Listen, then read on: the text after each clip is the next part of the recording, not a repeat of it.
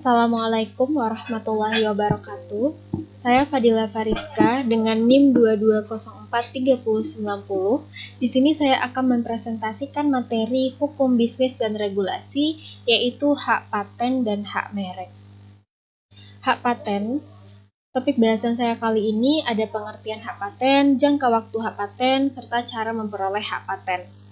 1. Pengertian hak paten. Hak paten adalah hal eksklusif yang diberikan oleh negara kepada inventor atas hasil invensinya di bidang teknologi, yang untuk selama waktu tertentu melaksanakan sendiri invensinya tersebut atau memberikan persetujuan kepada pihak lain untuk melaksanakannya. Inventor sendiri adalah seseorang yang secara sendiri atau beberapa orang secara bersama-sama melaksanakan ide yang dituangkan ke dalam kegiatan yang menghasilkan invensi. Yang dimaksud dengan invensi itu ide inventor yang dituangkan ke dalam suatu kegiatan pemecahan masalah yang spesifik di bidang teknologi dapat berupa produk atau proses atau penyempurnaan dan pengembangan produk. 2. Jangka waktu. Hak paten diberikan untuk jangka waktu selama 20 tahun. Terhitung sejak tanggal penerimaan dan jangka waktu itu tidak dapat diperpanjang. Hak paten sederhana diberikan untuk jangka waktu 10 tahun.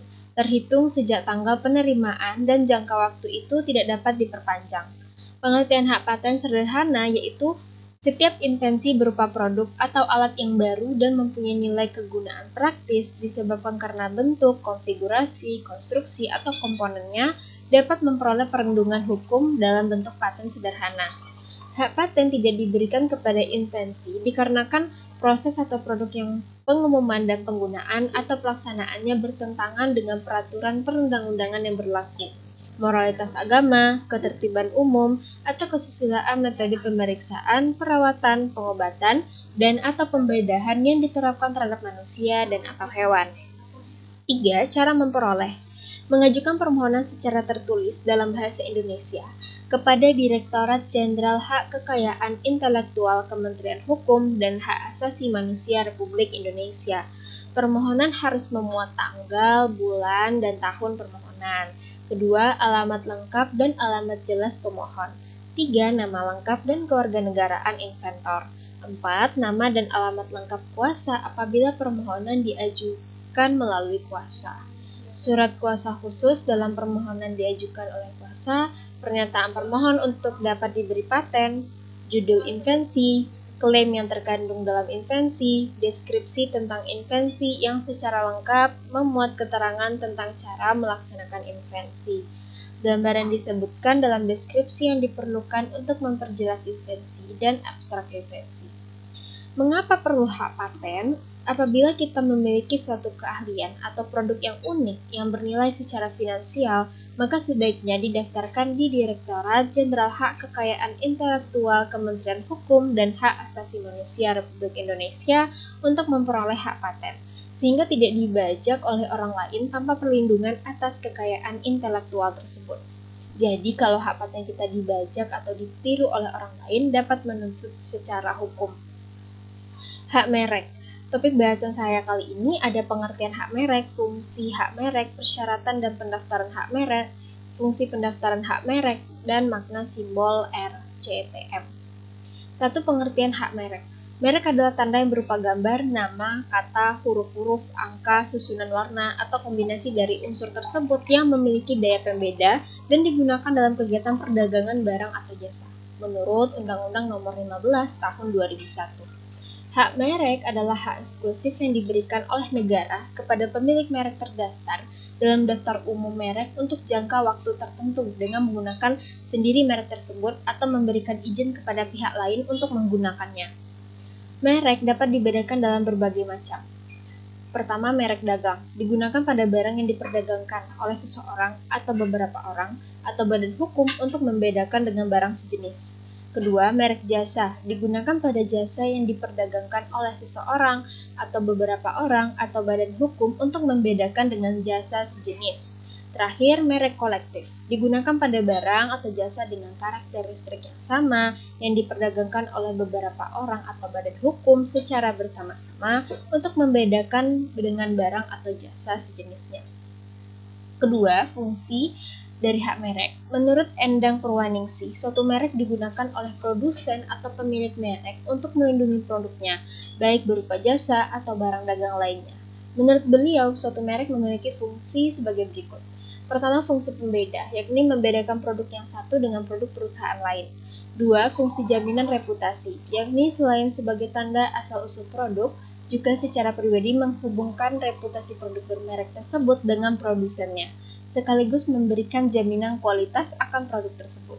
3. Fungsi promosi. Merek juga digunakan sebagai sarana memperkenalkan dan mempertahankan reputasi produksi lama yang diperdagangkan, sekaligus untuk menguasai pasar.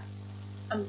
Fungsi rangsangan investasi dan pertumbuhan industri, yakni merek dapat menunjang pertumbuhan industri melalui penanaman modal, baik asing maupun dalam negeri dalam menghadapi mekanisme pasar bebas.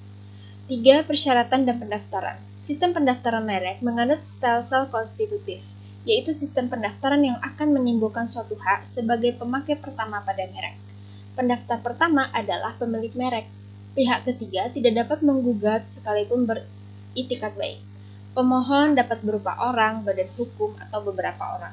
Dalam melakukan prosedur pendaftaran merek, hal yang biasanya kita lakukan adalah isi formulir yang telah disediakan oleh Ditjen HKI dalam bahasa Indonesia dan diketik rangkap 4. Lampiran syarat-syarat berupa surat pernyataan di atas kertas bermaterai 6.000 serta ditandatangani oleh pemohon.